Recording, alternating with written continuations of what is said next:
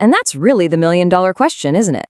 I mean, while some folks are practically climbing the walls by Saturday afternoon, others feel the most alive, the most themselves, in the comfort of their own space. So what's actually going on inside their heads? At its core, it really comes down to this fundamental difference in how we process social energy. You see, for some people, being around a crowd is like plugging into a charger. All that noise and conversation just makes them feel more alive. But for others, even if they're having a great time, that same interaction is like watching the battery icon on your phone just slowly drain into the red. And let's get one thing straight right away. This desire to stay home is almost never about being lazy or disliking people. It's a neurological reality. It's all about the unique way someone's brain is built to handle stimulation from the world around them. This leads us straight into the science of what you might call your social battery.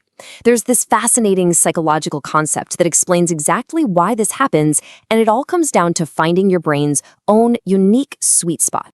Okay, so here's the science. It's called optimal arousal theory. The basic idea is that every single brain has a Goldilocks level of stimulation.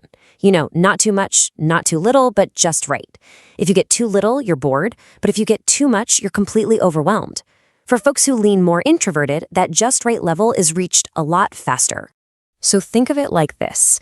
Some people's brains need the volume turned way up, loud music, lots of chatter, to hit that optimal zone of feeling engaged and alive. But other people, they have a much lower threshold.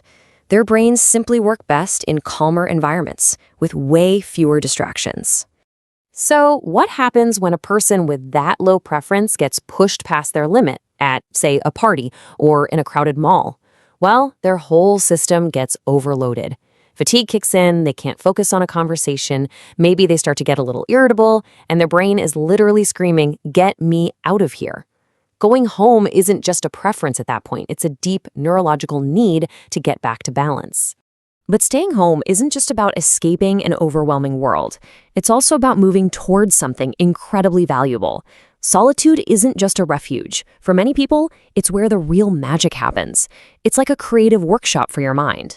And what's the secret ingredient that makes all this work? It boils down to one powerful word: control. I mean, the outside world is chaotic, it's unpredictable. You can't control the noise, the people, the sudden changes. But at home, you can. I mean, really think about it. At home, you're the DJ. You're the director. You decide the volume, you control the lighting, you set the pace for your day. This total control creates this deep sense of psychological safety, and it lets your nervous system finally, truly relax. And in that state of safety and quiet, something pretty amazing happens. When your brain isn't constantly just reacting to everything happening outside, it can finally turn inward. It gets the space it needs to connect ideas, to reflect, and to find some real clarity. So this is why staying home is never, ever about doing nothing. For so many of history's greatest writers, artists, and inventors, it was the absolute essential condition for their best work. It's not about being idle, it's about creating the perfect space where all the important thinking can finally happen. But this is where things can get tricky, right? Because there's often this huge clash between our internal wiring and all the external pressures we feel. So let's talk about how our culture defines a happy life versus what actually brings a lot of people deep, genuine contentment. On one hand, you've got what social media screams at us every day. The ideal life is busy, it's visible, it's packed with social events. But on the other hand, there's this totally different kind of fulfillment, that profound satisfaction you get from a peaceful evening, a great book, or just the simple comfort of a familiar routine. Our culture often acts like the first one is better, but it's just not. And here's the simple, powerful truth. There is no one-size-fits-all template for a fulfilling life. Period. What energizes one person will absolutely exhaust another. Real contentment comes from honoring your own needs, not from trying to live up to some photo-filtered image of what happiness is supposed to look like. Okay, but we've got to pause here for a second because there is a super important distinction to make. There's a huge difference between choosing solitude because it brings you peace and staying home because you're avoiding something. It is crucial to know which one is driving your decisions. So you really have to ask yourself, and be honest, is this about restoration or is it about avoidance? Do you stay home because it recharges you and brings you a sense of peace?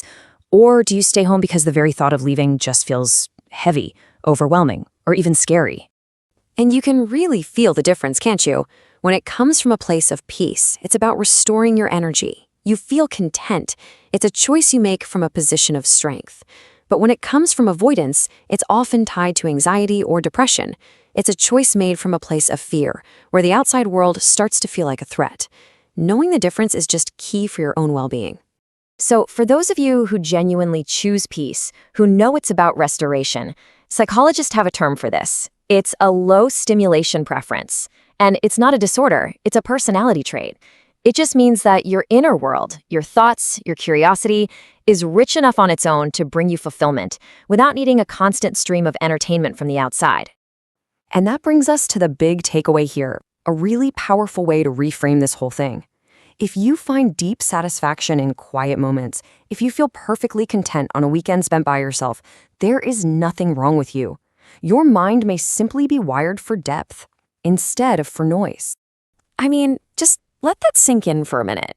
In a world that almost never slows down, a world that rarely values silence, the ability to find peace and insight within yourself isn't a weakness. It might just be a rare and incredibly valuable strength.